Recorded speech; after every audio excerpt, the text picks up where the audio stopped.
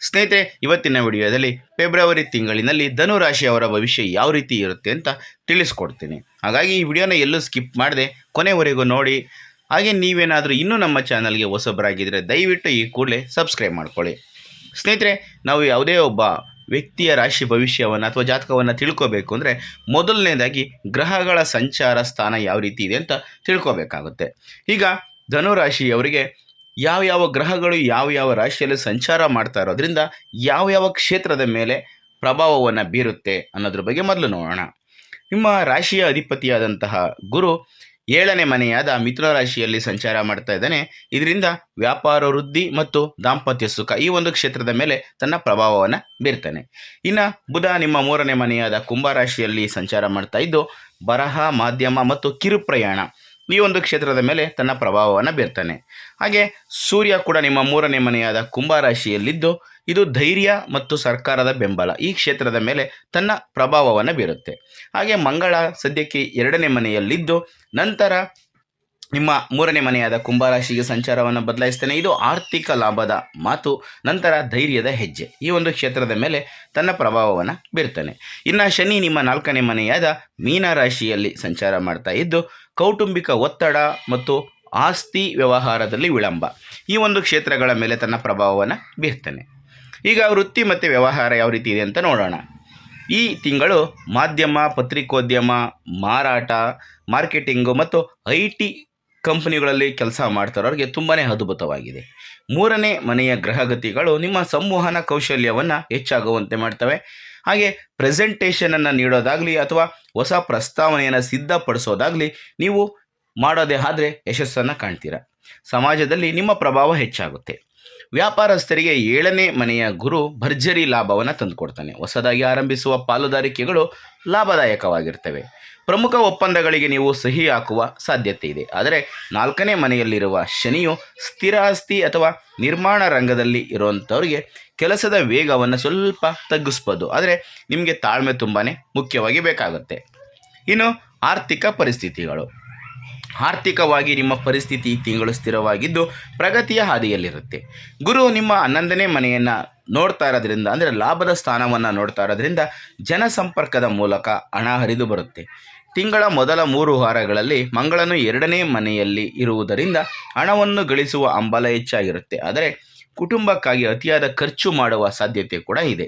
ಒಡ ಹುಟ್ಟಿದವರಿಂದ ಅಥವಾ ಆನ್ಲೈನ್ ವ್ಯವಹಾರಗಳಿಂದ ಲಾಭ ಸಿಗುತ್ತೆ. ನೀವು ಫ್ರೀಲಾನ್ಸರ್ ಅಥವಾ ಕಂಟೆಂಟ್ ಕ್ರಿಯೇಟರ್ ಆಗಿದ್ದರೆ ಆದಾಯದಲ್ಲಿ ಭಾರಿ ಏರಿಕೆ ಕಂಡುಬರುವ ಸಾಧ್ಯತೆ ಇದೆ. ಆದರೆ ಆಸ್ತಿ ವ್ಯವಹಾರದಲ್ಲಿ ಹೂಡಿಕೆ ಮಾಡುವಾಗ ಸ್ವಲ್ಪ ಜಾಗರೂಕತೆಯಿಂದ ಇರಬೇಕು.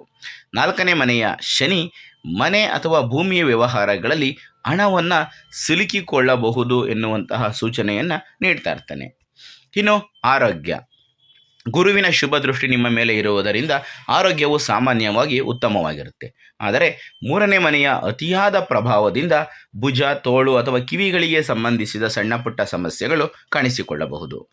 4ನೇ ಮನೆಯ ಶನಿಯು ಈ ತಿಂಗಳು ಮುಖ್ಯ ಕಾಳಜಿಯ ವಿಷಯವಾಗಿರುತ್ತೆ. ಇದು ಮಾನಸಿಕ ಆತಂಕ ಅಥವಾ ಎದೆಯ ಭಾಗದಲ್ಲಿ ಒಂದು ರೀತಿಯ ಭಾರವನ್ನು ಉಂಟು ಮಾಡಬಹುದು. ಮನೆಯ ವಾತಾವರಣವು ನಿಮ್ಮನ್ನು ಸ್ವಲ್ಪ ಕಟ್ಟಿ ಹಾಕಿದಂತೆ ಅನಿಸಬಹುದು. ಕೆಲಸದ ಒತ್ತಡದಿಂದ ತಿಂಗಳ ಅಂತ್ಯದಲ್ಲಿ ಸುಸ್ತಾಗುವ ಸಾಧ್ಯತೆ ಇದೆ. ಆದ್ದರಿಂದ ನಿಯಮಿತವಾಗಿ ವಿಶ್ರಾಂತಿಯನ್ನು ಪಡೆಯುವುದು ತುಂಬ ಒಳ್ಳೆಯದು. ಇನ್ನು ಕುಟುಂಬ ಮತ್ತು ಸಂಬಂಧಗಳು. ದಾಂಪತ್ಯ ಜೀವನಕ್ಕೆ ಇದು ಅತ್ಯುತ್ತಮವಾದಂತಹ ಸಮಯ. 7ನೇ ಮನೆಯಲ್ಲಿರುವ ಗುರು ದಂಪತಿಗಳ ನಡುವಿನ ಎಲ್ಲ ಭಿನ್ನಾಭಿಪ್ರಾಯಗಳನ್ನು ನಿವಾರಿಸುವಂತೆ ಮಾಡ್ತಾನೆ. ಪರಸ್ಪರ ತಿಳುವಳಿಕೆ ಹೆಚ್ಚಾಗುತ್ತೆ. ಗುಣಮಟ್ಟದ ಸಮಯವನ್ನು ಕಳಿತೀರ. ಅವಿವಾಹಿತರಿಗೆ ನೆರೆಹೊರೆಯವರ ಅಥವಾ ಒಡ ಹುಟ್ಟಿದವರ ಮೂಲಕ ವಿವಾಹದ ಪ್ರಸ್ತಾಪಗಳು ಬರುವ ಸಾಧ್ಯತೆ ಇದೆ. ಆದರೆ ಒಡ ಹುಟ್ಟಿದವರೊಂದಿಗೆ ಸಂಬಂಧ ಸ್ವಲ್ಪ ನಾಜೂಕಾಗಿ ಇರಬೇಕಾಗುತ್ತೆ. 3ನೇ ಮನೆಯಲ್ಲಿ ಗ್ರಹಗಳ ಸಂಚಾರ ಇರೋದರಿಂದ ತಿಂಗಳ ಅಂತ್ಯದಲ್ಲಿ ಕಿರಿಯ ಸಹೋದರ ಅಥವಾ ಸಹೋದರಿಯೊಂದಿಗೆ ವಾಗ್ವಾದಗಳು ನಡೆಯುವ ಸಾಧ್ಯತೆ ಇದೆ. 4ನೇ ಮನೆಯಲ್ಲಿ ಶನಿ ಇರುವುದರಿಂದ ತಾಯಿಯ ಆರೋಗ್ಯದ ಬಗ್ಗೆ ಕಾಳಜಿಯನ್ನು ವಹಿಸಬೇಕಾಗುತ್ತೆ. ಮನೆಯ ಶಾಂತಿಗಾಗಿ ಸ್ವಲ್ಪ ಹೊಂದಾಣಿಕೆಯನ್ನು ಮಾಡಿಕೊಂಡು ಹೋಗೋದು ತುಂಬಾ ಅನಿವಾರ್ಯವಾಗುತ್ತೆ. ಇನ್ನು ಶಿಕ್ಷಣ. ವಿದ್ಯಾರ್ಥಿಗಳು ಈ ತಿಂಗಳು ಒಂದೇ ಸಮಯದಲ್ಲಿ ಅನೇಕ ಕೆಲಸಗಳನ್ನು ಮಾಡ್ತಾರೆ.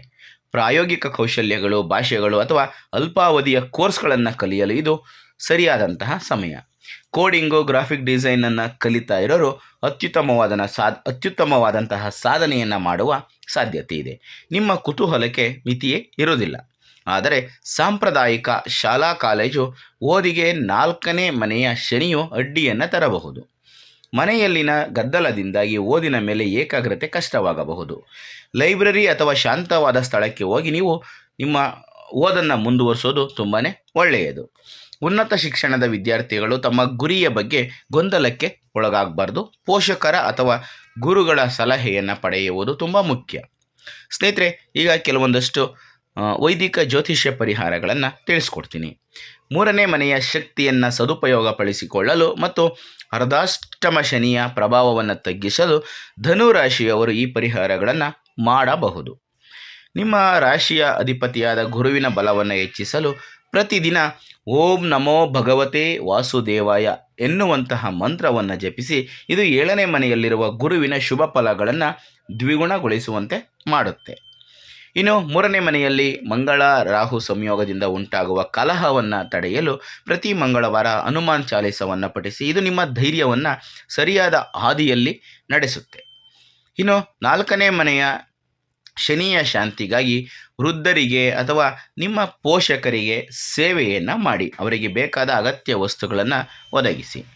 ಇನ್ನು ಬಡ ವಿದ್ಯಾರ್ಥಿಗಳಿಗೆ ಪುಸ್ತಕ ಅಥವಾ ಲೇಖನ ಸಾಮಗ್ರಿಗಳನ್ನು ದಾನ ಮಾಡಿ. ಇದು ನಿಮ್ಮ ವೃತ್ತಿ ಜೀವನಕ್ಕೆ ಒಳ್ಳೆಯ ಕರ್ಮ ಫಲವನ್ನು ತರುತ್ತೆ. ಸ್ನೇಹಿತರೆ, ಇದಿಷ್ಟು ಇವತ್ತಿನ ವಿಡಿಯೋದಲ್ಲಿನ ಮಾಹಿತಿ. ಈ ಮಾಹಿತಿ ನಿಮಗೆ ಇಷ್ಟ ಆದರೆ ಈ ವಿಡಿಯೋಗೆ ಒಂದು ಲೈಕ್ ಕೊಡಿ. ಹಾಗೆ ಈ ವಿಡಿಯೋನ ಶೇರ್ ಮಾಡೋದನ್ನು ಯಾವುದೇ ಕಾರಣಕ್ಕೂ ಮರಿಬೇಡಿ. ಇಂಥದ್ದೇ ಮತ್ತಷ್ಟು ಮಾಹಿತಿಗಳಿಗಾಗಿ ನಮ್ಮ ಚಾನಲನ್ನು ಸಬ್ಸ್ಕ್ರೈಬ್ ಮಾಡಿಕೊಂಡು ಪ್ರತಿನಿತ್ಯ ನೋಡ್ತಾ ಇರಿ. ಮುಂದಿನ ವಿಡಿಯೋದಲ್ಲಿ ಮತ್ತೊಂದು ಹೊಸ ರಾಶಿ ಹೊಸ ವಿಷಯದೊಂದಿಗೆ ಸಿಗ್ತೀನಿ. ಎಲ್ರಿಗೂ ಕೂಡ ಒಳ್ಳೆಯದಾಗಲಿ. ಧನ್ಯವಾದಗಳು.